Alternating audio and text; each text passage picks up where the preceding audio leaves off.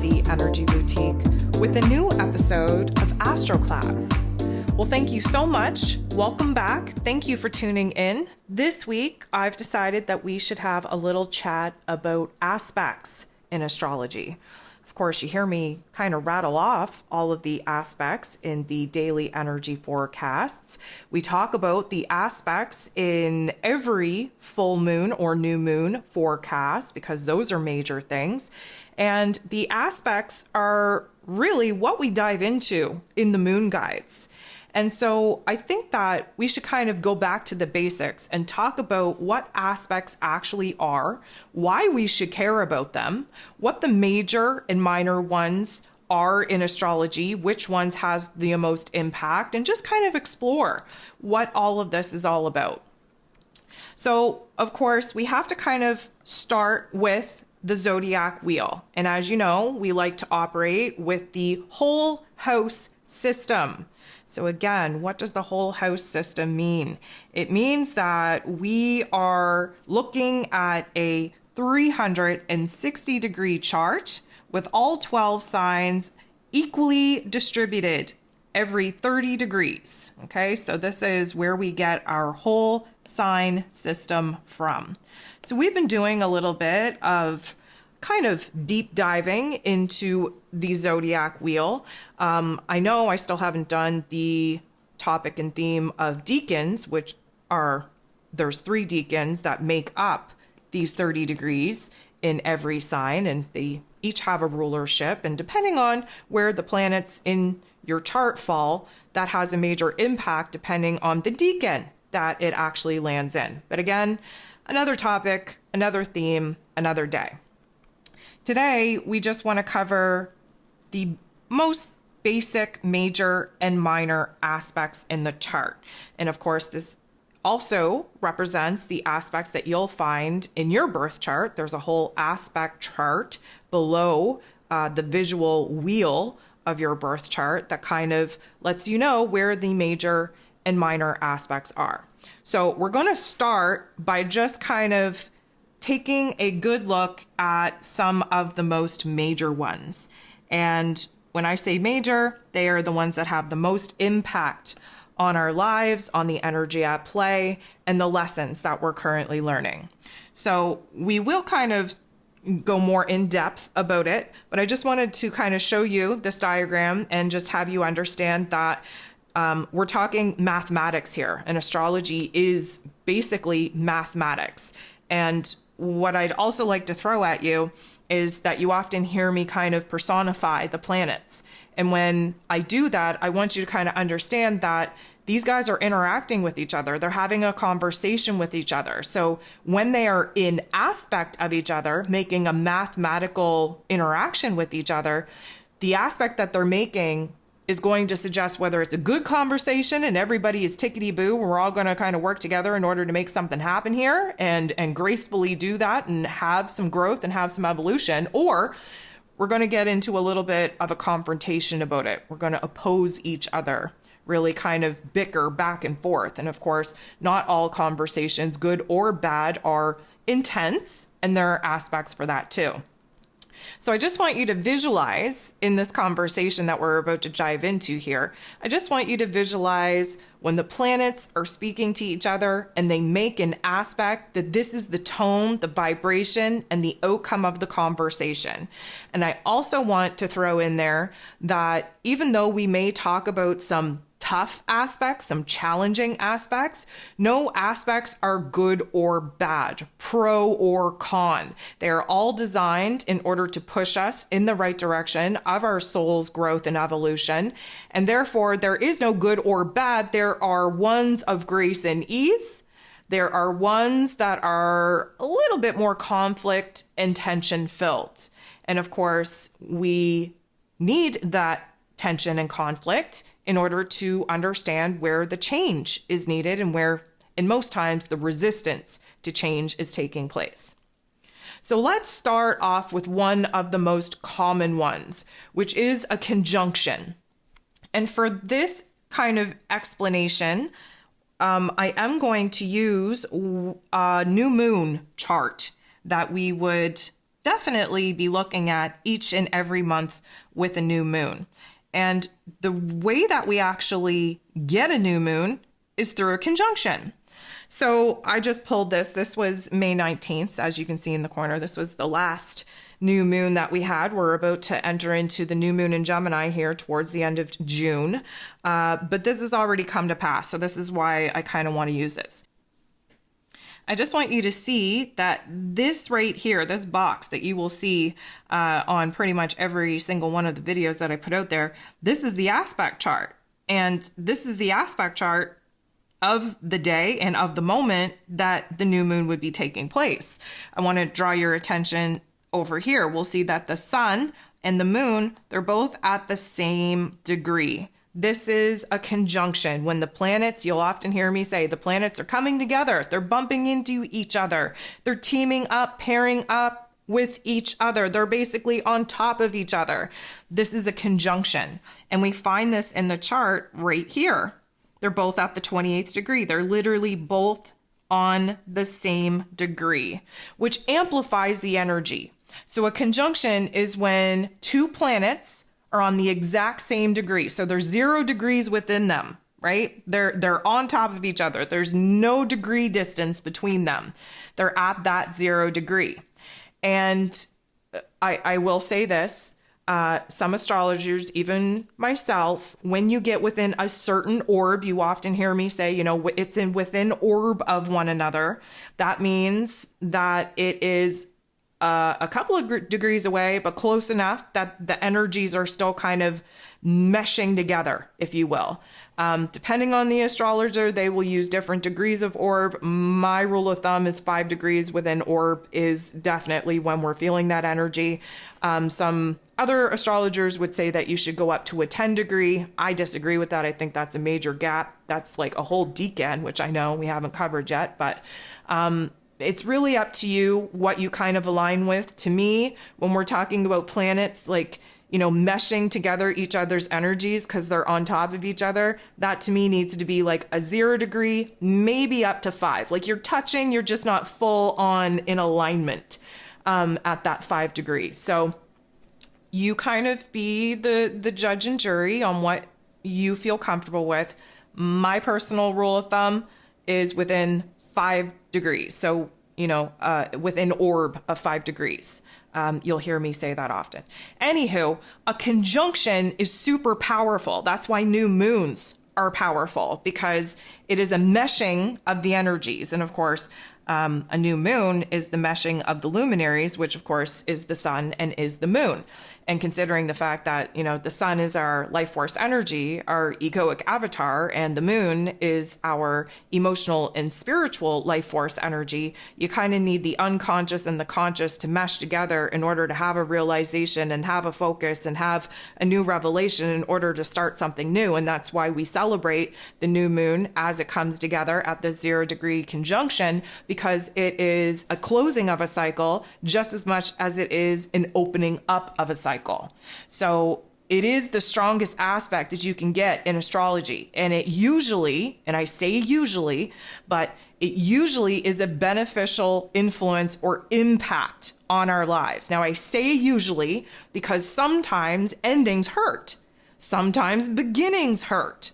So when we're kind of getting, you know, down to the nitty gritty of it, yeah, an event that is an ending may be necessary for growth, and it may be beneficial to our overall soul's evolution, but it kind of sucks for the human being in the moment, don't you think? Anywho, it's all kind of semantics at that point, but it is supposed to be a powerful energy shift. Let's put it that way. It is bringing a closure just as much as it is bringing a beginning. And however you perceive that closure and beginning, that is up to you. But typically speaking, in astrology, conjunctions are a very big deal. They're very powerful. They're very positive in the greater, grander scheme of things. Because again, the whole point of us being here is to evolve our soul. And we do that through difficult times. We do that through endings. We do that through closures. And of course, we have to create something new once something has died off, once something has ended. So this is a powerful time that shifts the energies, that has a major impact on us. Now, it's not just new moons that this takes place in, and I wanted to kind of give you this situation as well. If you remember the forecast from June 4th, then you would know that Mercury and Uranus conjunct coming together on top of each other, brought together the highest form of our intellect, the lowest level of our intellect, and we had a ending slash closure slash beginning slash fresh, clean slate of an idea, an epiphany, a revelation, a changing perspective. Now, again, good or bad, that's up to the viewer. That's up to you as an individual. But in the great grand scheme of things, nothing is happening to you. Everything is happening for you. And even if this did create a not so nice slash negative event for you, overall, in the grand scheme of things, it's for your soul's evolution, your highest self, your highest potential. So let's just remember that. Okay, so I am going to bring you back to the new moon for a second because we're still talking about conjunctions. And this is the best example that we can get on a monthly basis because it's not all the time that we have planets kind of coming up to bumping into each other, teaming up with and conjuncting one another. So we're coming back here. Now, I want you to kind of notice that we have a couple of examples in this particular new moon chart that I am going to continue to use. Because this gives us an idea on how all of these energies, whether they are in agreement or not, are working together to paint a bigger, broader picture, if you will, of the energy and of the lesson that we're in. So now I want to talk about oppositions for a second. And I'm probably going to jump around here in just a second, so warning. Scatterbrain, squirrel brain coming at you. But we see a very clear opposition in this chart right here. And an opposition is when two planets are 180 degrees apart, so sitting across the table from each other. Now, what are we coming to the table to talk about? Well, if we're sitting on the same side of the table, which, you know, a conjunction is, it kind of means like we're on the same side of the table, we're kind of in agreement with each other, like we're harmonizing together, we're working together. Well, if we're sitting across the table from each other, which happens in an opposition, it means that we're not on the same page. We're really sitting across from each other. We're really confrontational at this point. And an opposition is not very nice. It's not in harmony at all. And we really have to kind of understand that it brings some tension, brings some conflict. And in this case, the conflict was with Mr. Pluto and Mr. Mars. Now you'll notice that Mr. Mars was at 29 degrees. Well, Mr. Pluto was at a 0 degree, but within orb of being able to have that 180 degree opposition. And again, the oppositional sign is this. So what we're kind of seeing here is we're seeing Mr. Pluto not very happy, Mr. Mars not very happy. But what they're doing is they're saying, listen, we're not on the same page at all. Like, you are so far away from me right now, and such a different take and perspective of me right now. I don't know how we're going to meet in the middle. Well, everybody, and when I say everybody, I mean all of these other actors, all these other planets, they're saying, whoa, look at Pluto and Mars. They're about to pop off. What's going to happen here? Well, what we know to be true is that this is a challenge. This is an opposition. It doesn't feel good. There's a tension here. And what we have to do is we have to work through it. We have to grow through it. The tension, the conflict is a problem that we all have to solve. We all have to bring into balance. We all have to bring into harmony. So for this particular instance, Mr. Transformer himself, Pluto, and the god of war, Mr. Mars, they were sitting across from each other, bringing the heat. Bring in the heat. Why? Because Mr. Mars at this particular point in time, he wasn't able to move forward and to take action in order to make the changes that Mr. Pluto, who was over here cheering for major transformation, was forcing us to kind of do. And so we're frustrated. We're over here like, dude, what do you want me to do with this? I can't move forward. And just so you're aware, why couldn't Mars move forward? Well, he was in Cancer energy. That wasn't a time for action. That was a time for feeling. And you know, Mr. Pluto's over here at a 0 degree in Aquarius energy, so that's a time of thinking. So we're already thinking of the changes and transformations, but we can't take action on them physically because we haven't been gifted with the green light go ahead in order to do so. And so that ticks Mars off. And even more than that, Mr. Pluto keeps saying to Mars, come on, you got to do something. You got to make a move. You got to take action. You have to go after what it is that you want. You have to make this change. You have to make this transformation. And all he's doing is talking and really frustrating Mr. Mars and realizing that, guess what? There's a major tension. There's a major conflict here. They're about to have it out, and they do.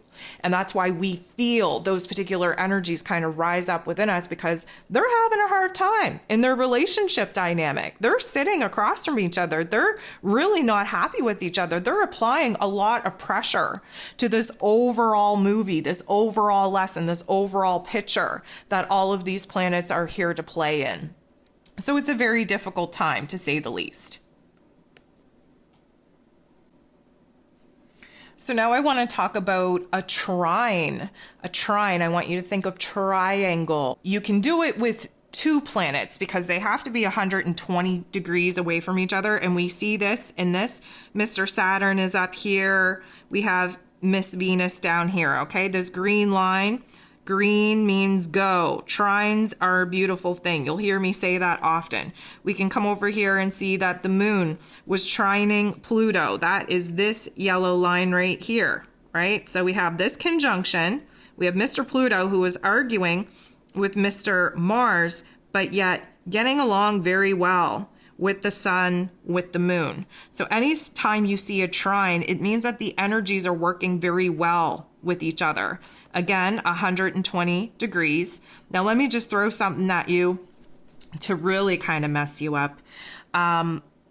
If I want you to notice here, like Pluto was on the cusp, all right? So we come over here. Well, these guys at 28 degrees, they should have been practically on the cusp.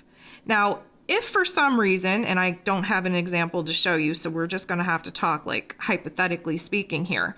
If for some reason we had a planet right here, okay, because this is 120 degrees away from there and 120 degrees away from here, this is what we would call a grand trine. And a grand trine doesn't happen very often, but when it does, my goodness, do we all see a glow up? Do we all see an increase in opportunity? This is the most harmonious aspect that we can get, which is a trine. It's the most favorable aspect working in our favor. It brings such grace, such ease to change, to transformation, to opportunities.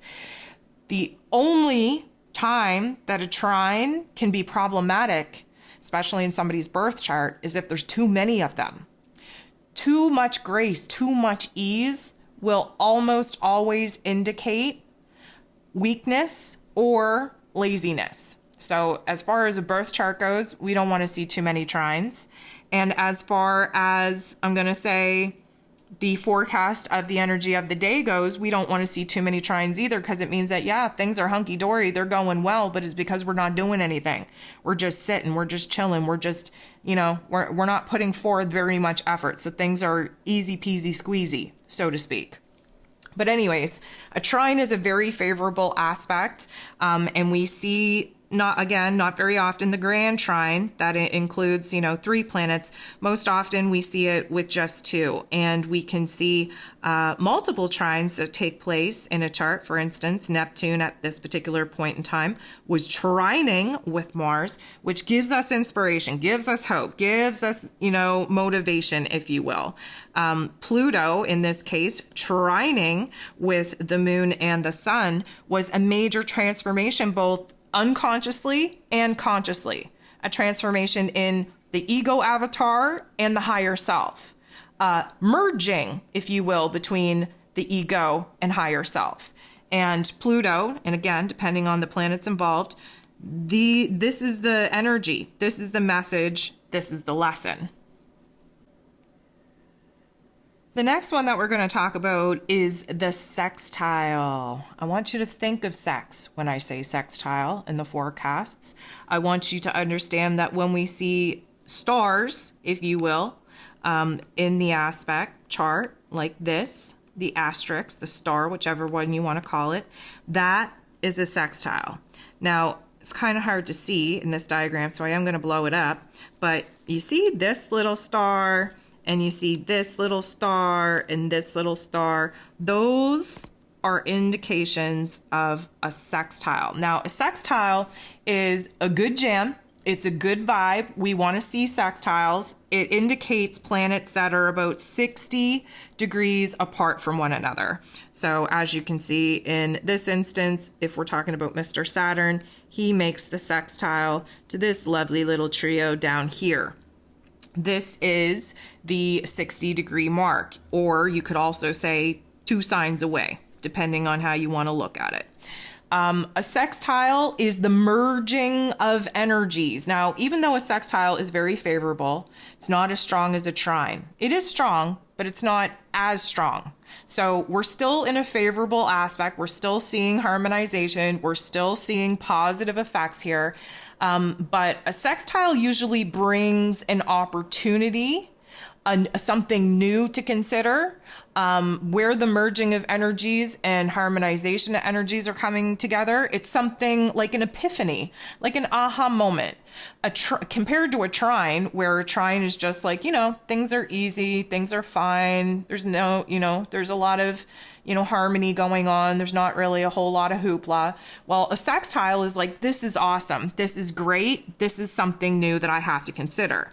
So if we were talking in the realm of Saturn and all of these beautiful little planets here, we would understand that this was an opportunity to restructure our physical realms. Why do we know that? Well, because Saturn rules over structures and foundations. He's in Pisces energy, dismantling the old form, if you will. And we knew down here, because Jupiter, the true node, and Mercury were all within orb of each other here in this Taurus energy, that this was an opportunity to shift our perspective, to see where it is that new growth can definitely take us on a path that is more aligned with our destiny. And that's that true node in there. So like for another example, we talked down here. Here's a sextile between Mars and the sun and the moon, who were, of course, were in conjunction. And again, if you want to look at it, they are 30, 60 degrees away from each other. And that is how we know that the sextile is kind of in play and in form. Now, what we could kind of gather from this was an opportunity to be inspired. Well, how did we know that? Well, we know that this is something ending, something beginning between the sun and the moon. We know that this is an emotional and an internalized realization in our life force energy that, of course, is going to inspire us, motivate us, hype us up, get us damn well and determined, again, in this Cancer energy, huge emotions, huge feels, to push us forward, because that's what Mars wants to do. He's all hype. He's all hyped up all the time. It's just at this particular point in time in that Cancer energy, he couldn't move forward. He couldn't do pretty much anything. So, we have a beautiful aspect here. So this is an internalized shift, an internalized motivation, internalized energy. But then also remember, Mars is in a pretty tough situation here with Pluto, just, riding him to make the changes. Well, he can't make the changes yet. He's got to get his heart aligned. He's got to get his head into play, right? There's got to be some thought, some build up before just taking action, going willy-nilly. But again, just seeing how all of these players kind of work together to paint the picture and paint the scene, this is why we need to understand the energies of the aspects at play. Okay, so now we're going to talk about a square. Now you'll see in this particular example that there's one square here, there's one square here.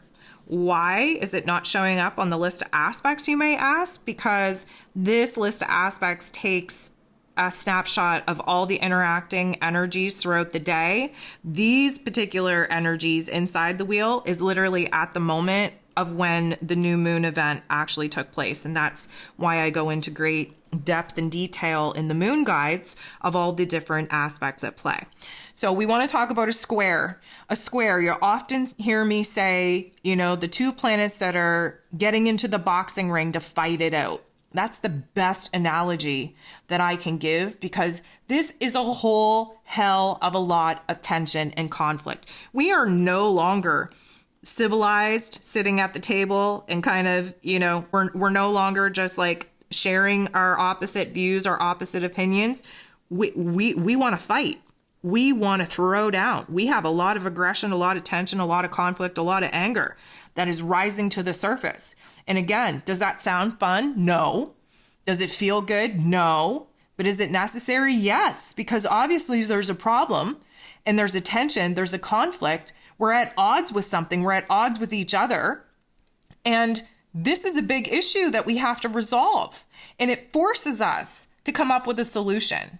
It forces us using that energy in, I'm going to say, a negative way, but really frustration and anger are very good emotions to understand where change is needed the most. This is where the energy is blocked. This is why we can't move forward. This is the tension point. We have to figure out how to solve this tension point. So in this example, we see that Jupiter, the true node, and Mercury were squaring off, getting into the boxing ring. It's a 3-on-1 match in this instance with Pluto, the god of the underworld. So this is just kind of saying, like, Jupiter and the true node and Mercury, if you date back, if you have the moon guide, you may remember that Jupiter, the true node, and Mercury, they were all conjunct, which means that they were all working together to really expand Jupiter, the mind, Mercury, in order to grow, true node, and get on the right path, true node, in order to create new opportunities for growth, for healing. And a lot of this came down to ideas and narrative. Now, Jupiter is over here needing to apply pressure to transform these guys. Now, does it feel good? No. Does it illuminate aggression, frustration, rage sometimes? Absolutely. That's why we have to get in and kind of fight it out, if you will. And out of this fight, a major transformation took place. So keep in mind that the square is, two 90-degree triangles, basically. That's the opposition. So they got to be 90 degrees, 1, 2, 3, away from each other in order for a square to happen. So down here, you'll notice that even though Mr. Pluto and Mr. Mars, they were in an opposition together, Mr. Pluto was squaring off with this lovely trio, pushing for new insight, opportunity, and change, while Mr. Mars was also squaring them. Interesting, hey? So these guys, Mr. Pluto, Mr. Mars, they're just in a heated discussion, but they both decide to team up and get in the boxing ring and fight it out with this trio. So really, it's a 2-on-3 fight now, okay? It's not just a 1-on-3, it's a 2-on-3. They might not be in agreement with each other, but they sure as hell know that we have to get a new idea to be inspired here. We have to have a new mindset. We have to have a new vision moving forward. We have to grow. We have to heal. We have to push the boundaries. Mars, of course, all charged up in the Cancer energy emotionally because he can't take action and go. And that's really the only confrontation, the only opposition, if you will, that Mr. Mars and Mr. Pluto have to argue over is that Mr. Pluto keeps kind of riding him to make some moves and make some changes, and he can't. He's stalled out. But they both agree that, we got to fight it out with these guys and really shake them up, make them realize that it's time to change our mindset, to change our path, to change our direction. So I did switch over to show the full moon chart that we just had, the full moon in Sag, of course, on June 3rd. We're still very much in that energy. But I wanted to use this chart for a couple of reasons, mostly to kind of indicate some of the aspects that we haven't yet covered that weren't available to talk about in the other chart. But I feel like this will give us a good opportunity to kind of run through a couple of things that we've already learned. So a full moon is the sun sitting across from the moon. That gives us our full moon. And of course, we've already learned that this is an opposition. This is a little bit of a confrontational conversation between our ego self and our higher self. This is our life force energy versus our intuitive energy. And so, the full moon always illuminates, if you will, a breaking point where we have to come into an agreement. And it is, not the beginning or the end, such as we find in a new moon with a conjunction. Instead, it's the halfway point. It's a crossroads point. It's a choice point, if you will. So this is a good opportunity. And of course, we see the opposition noted in the aspect chart. And we can see the opposition in the planetary placements as well, because we know that Sag and Gemini energy sit across from each other in the zodiac wheel. So again, 180-degree opposition. Okay, so we covered, I'm going to call them the major aspects. The minor aspects are just as important. They're all important. They all have something to teach us. They just don't bring as much oomph, I would say, as the ones that we've already covered. So I want to talk about what is called a quincunx, okay? I just refer to it as the picnic table. You will see the picnic table over here. You'll notice in a lot of my forecasts that I don't necessarily say the word of the transit that I'm talking about, because to be honest with you, some of them are very big words. And the minute that I have to stop and like phonetically kind of, spell out in my head the sound, like sound it out, is the minute that I lose my train of thought. So I don't even bother trying to recite it. I don't care about technicalities. I care about the fundamental understanding of the energy in play. I don't care about the actual technical word. So I tend to call it the picnic table. You'll notice that there's two legs, there's a top, okay? That's going to be important for a couple of reasons. I want to show you where this is taking place. You'll see this purple line here. So we're talking Saturn and we're talking Mars. Now what's important is this is 150 degrees apart. So this line here, these guys are 150 degrees apart. Now, this particular aspect is, again, doesn't pack as much punch as the major aspects do, but is enough tension in order for an aha moment to happen. This is a learning tension. And so what happens is that these guys, they're not in a direct opposition because they're not 180 degrees like the sun and the moon. They're not 180 degrees. They're only 150. We're short by one sign, basically. And so what we get here is we're kind of sitting across the table, but we're not directly across. There's a guy off to the side. And we would kind of want to, I'm going to bring Pluto in just because we already talked about Pluto. Pluto's here. He's still in an opposition with Mars, okay? So he's directly across the table with Mars. And here's Saturn. He's kind of sitting over to the side. So the energy that kind of gets, I'm going to say, activated is that we understand where we're not comfortable. We understand where there's a tension point. It's not a huge one, but we don't like it. We want to kind of talk it out. We want to work it out. We want to make something happen out of it. But it's also a little bit of an aha moment that we can't count on. We need the energy to kind of bring us to a boiling point where there is a shift in energy, a shift in perception, and therefore an aha moment, an epiphany actually takes place. So it's kind of unpredictable, if you will, of whether or not we're going to get that click, if you will. But what I like to kind of understand is that the picnic table needs to be balanced. And that's all we're looking to do, is to identify where we're unbalanced, have an aha moment, and bring it into balance. So this often means, in this example, Mr. Lord of Karma himself versus the God of War, who just wants to take action and follow his heart and follow his dreams. And Mr. Karma himself is like, whoa, you need to slow it up a smash here. We can't just take action without the proper logic and practicality, the proper strategy and structure put into place, or else you're going to fail. Right? That's the tough love life lesson that we get from Mr. Saturn. So like I said, this isn't a confrontation as much as it is like, this energy needs to activate Mars to say, maybe you're right. Maybe I can't just take direct action and just be aggressive and go after what it is that I want and fly by the seat of the pants. Maybe I do need to strategize and come up with a logical, practical plan to move forward, right? So yeah, it doesn't feel good, but it's an aha moment. It's a revelation of sort. Okay, so the next thing that I want to talk about is the upside down picnic table. What do I mean by that? Take a look over here. See how this is flipped? The one above it is like a picnic table with, you know, the table top on the top where it should be. Well, this one is flipped upside down. So we want to find Mercury. Mercury's right here. We want to find Chiron. Now, Chiron isn't normally noted on these particular charts because he's an asteroid and he really doesn't play a huge part unless he's being aspected, if you will.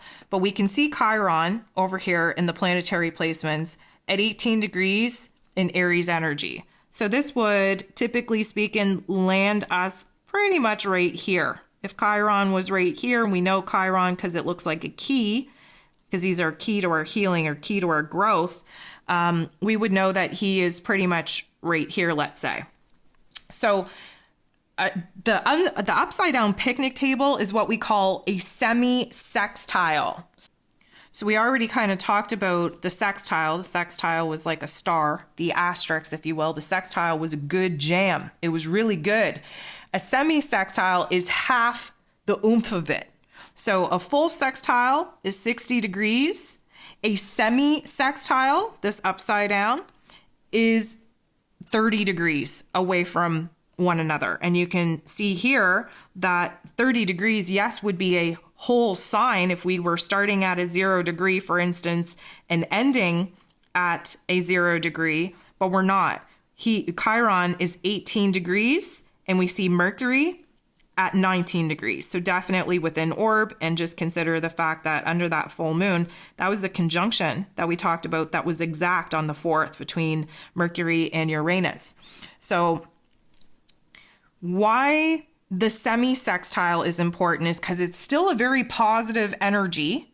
It's stressing a point. It's stressing where 2 points need to come together, not forcefully, but naturally. And the result is that we usually are understanding what needs to be done through what is coming at us. So it's not an internal realization. It's like a situational, circumstantial situation, bringing the tensities to us. So maybe we're, having some drama outside of us, or maybe our work schedule is conflicting with, the roles and responsibilities that we have to the family. There's some kind of tension point. There's a problem. We need to fix it. How do we do it? Well, we do it by finding balance. I hate to spoil it for you, but the answer is always balanced.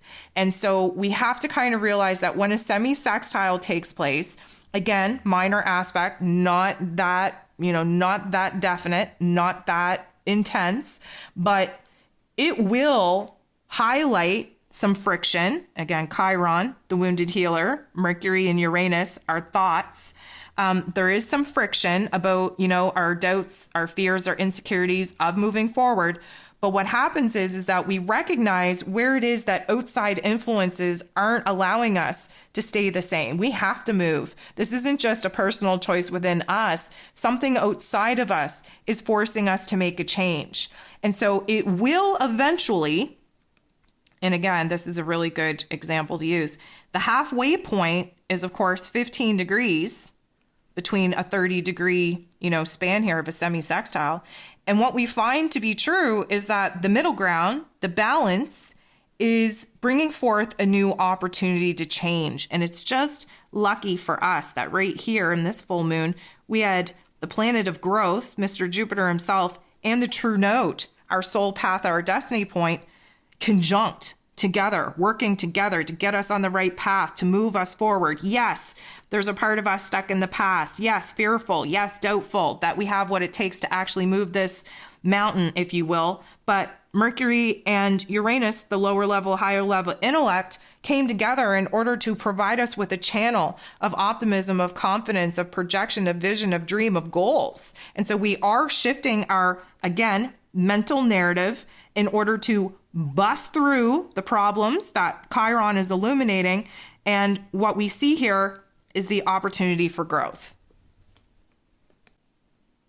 So now we're going to talk about the quintile, the big Q, if you will. And I know it's really hard to see on this chart, but we have two.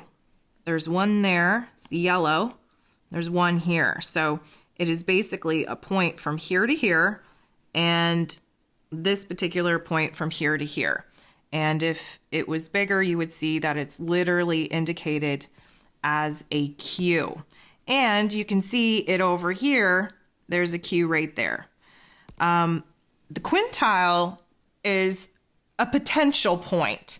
It marks a 72 degree between the different aspects that, of course, the quintiles are taking place in.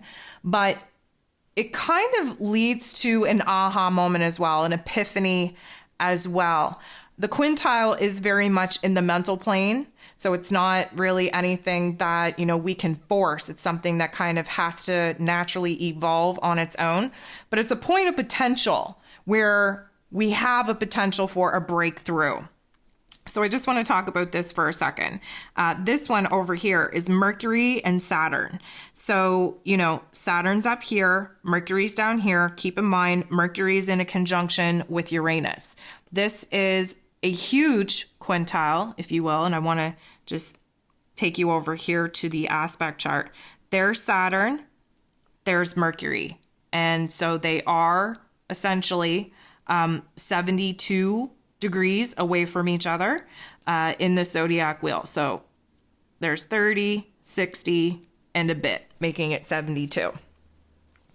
A quintile means that between the squeeze that Mr. Saturn, the Lord of Karma, is putting on us, and this huge amount of mental epiphany power coming from the higher and lower level intellect between Uranus and Mercury, what this is doing, not only is it shifting our perspective, but it's shifting the structure of our beliefs. Because Mr. Saturn, of course, is in that Pisces energy, really dismantling the old delusions, the old illusions, the old falsehoods, the old lies, the old deception, the old structure of our belief system. And so, we're really kind of activated, if you will, to have an epiphany. And that's what many of us had under the full moon in Sag. Of course, Uranus and Mercury had the full aspect, that full conjunction on their own the following day. But this is just another, I'm going to say, chorus being played in this particular storyline that is the full moon. So the next minor aspect that I'm going to talk about, I'm going to sound it out, but again, I do not remember this. I do not have it fluent in my head because, again, messes me up. I'm not about to do it. So it's sesquisquare. Sesquisquare? I don't know. Don't come at me. I really don't care about the technical part. I don't think you should either, realistically. This is why I don't say the words when these particular energies come up in the zodiac or in the astrology forecast. But I want you to bring your attention over to the aspect chart. See this little box with an L coming off of it? This is between the moon and Chiron. So the moon is here. And again, Chiron would have been right here at the 18 degrees in Aries. So let's just draw him back there. So here is the sesquisquare, if you will, but basically it's 135 degrees away. And all you have to know is that it's a square, and as you know, a square is a very, very intense tension and conflict point, but it's a mild square because, of course, we have that line, here's a square. Well, we have a line breaking up the energies, diverting the energies. It's not as intense. But what happens is that we do kind of be brought to a tension point in order for a change or a transformation to happen. So in this case, the moon, the full moon in Sag, and Chiron, the wounded healer, were making this aspect with one another. Again, the square with the broken L in it. We're making this aspect so that we could see where it is that we have to see the illumination of the wounds that are still alive and well in our identity, in our avatar, and where it is that we have to integrate them, heal them, balance them in order to overcome the particular life lessons that we're being posed with right now. That, of course, is going to lead us into a new level of growth, a new level of evolution. But this was an emotional situation. This was a deep dive into our deepest, darkest wounds here, triggering, and again, tense, but not as tense as a square, triggering an aha moment on where it is that change and transformation has to take place.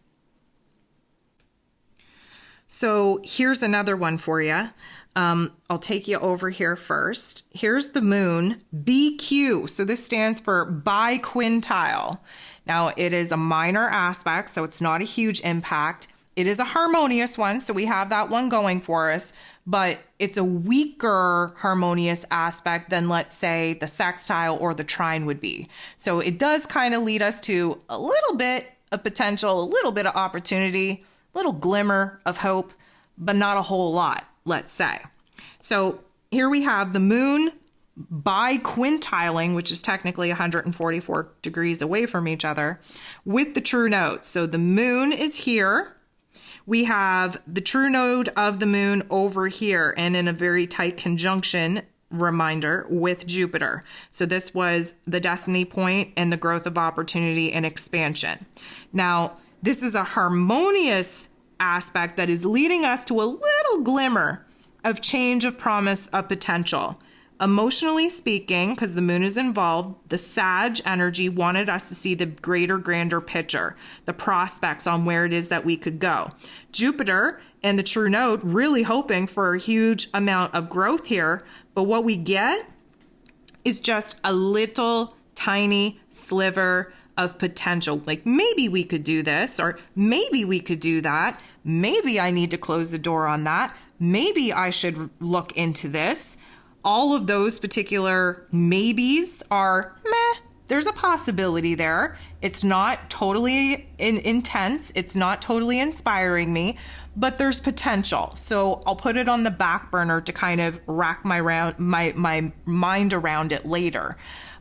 This isn't something that is going to be so profound. It doesn't lead to an aha moment. It's literally the conscious mind saying, okay, well, I guess I could do that. I guess I'll look into that. Yeah, I could see some growth there. Yeah, maybe an opportunity there. But nothing's really like driving it home. Like we're not passionate. We're not inspired. We're not having a total aha moment or epiphany. We're just kind of mulling over things. Doesn't make it a bad thing. It's working in our favor to try and really bring, the growth element up, if you will, the evolution and transformation element up, if you will, but just not powerful enough for us to be inspired, excited, passionate, just kind of like a meh, that could definitely work. I'll have to explore that at a different time. So the last aspect that we are going to cover is called the semi-square. So you'll see a semi-square right here between the Sun and Venus. It's right there. It looks like this. Now, the semi-square is exactly what it sounds like, half of a full square. It's 45 degrees, if we're being honest, okay? So this is 45 degrees away from this. If it was 90, again, we would end up with these squares. This is not a square, this is like a half square, which means that it's bringing half the tension, half the conflict. So that's a really good thing to know, is that we're just taking that intense boxing ring and we're like, meh, we'll just shuffle around. We'll make it look like we're going to fight. We're not really going to fight. There is tension there. We're going to play a tough game, but we're not going to make contact. This isn't going to really, I'm going to say, pop off in an exciting kind of way. But it is a tension nonetheless. And the tension is here in order to illuminate what has to change, because that's what we get out of the tension-filled major and minor aspects, is an illumination where we're not in harmony, where we need to get in alignment, and where it is that a change and a transformation has to happen. So with semi-square, let's talk about this for a second. This was between the Sun in Gemini and Venus at the final degrees there in that Cancer energy. So the tension that was coming up for us under that full moon, and probably is still very much lingering, is that the sun in Gemini is offering us two different options. And if we want to get down to the basics of it, it's whether we're going to stay the course and accept our lives for the way that they are and just make peace with everything, even though we're not happy, we're not content. Or we could bust out of the comfort zone that, of course, our soul wants us to do and choose a different path. Now, Venus is over here, focused on relationships, focused on her physical realm, whether it makes her happy, whether it makes her feel safe and secure and stable. She is also considering the money matter situation as well. But under the full moon, this definitely was a timeline jump for us, and relationships were more in a factor than anything else. Well, a semi-square illuminated the fact that we're really not happy to stay the same.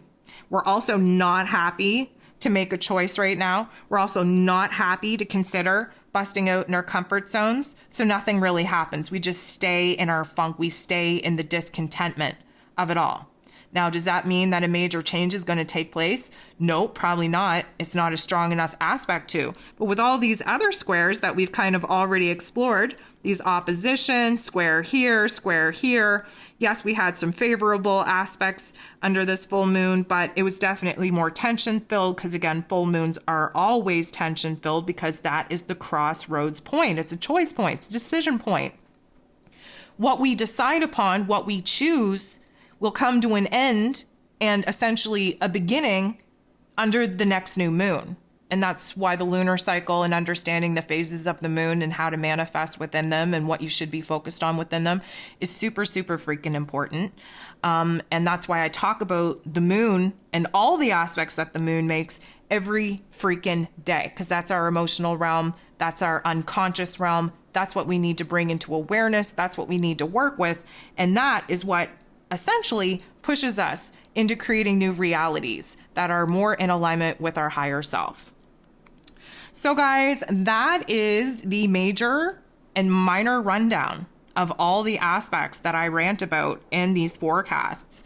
I hope it was super helpful. I hope that you're able to take the information here, go ahead, take a look at your chart, analyze that aspect pyramid below your zodiac or below your actual birth chart wheel, and just see where it is that the tension is building in your life in order to overcome some of these changes, overcome some of these obstacles, and where it is that you have grace and favor in your chart as well, meaning that those particular energies are going to support you and encourage you to make changes, to make transformations without having to be put through the ringer first and foremost. So once again, I thank you for tuning in. I hope you enjoyed this week's episode of Astro Class. Drop me a line, a comment below. Let me know if you learned anything, whether it was interesting, and whether or not you have a dominant tension chart or a dominant favor chart. And of course, you can figure that out by all of the pro and con aspects that take place in your own birth chart. Okay, guys, thank you so much for tuning in. Sending you nothing but love, and we'll talk to you next week.